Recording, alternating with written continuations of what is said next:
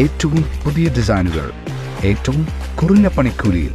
ബ്രിഗാദിയ golden diamond, Chavakkad. K മുരളീധരന്റെ പരാജയത്തിന് പിന്നാലെ തൃശൂരിൽ ആരംഭിച്ച പോസ്റ്റർ യുദ്ധം തുടരുന്നു.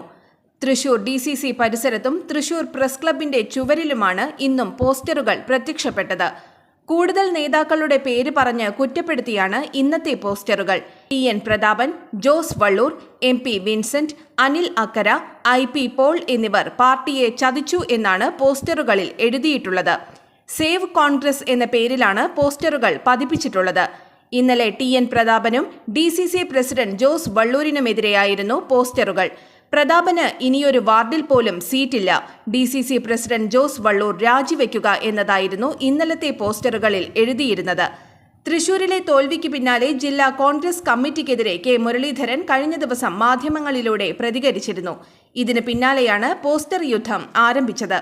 അതേസമയം തൃശൂരിലെ തോൽവിയുടെ ഉത്തരവാദിത്തം ഏറ്റെടുത്ത് DCC പ്രസിഡന്റ് ജോസ് വള്ളൂർ ഇന്നലെ രംഗത്തെത്തിയിരുന്നു.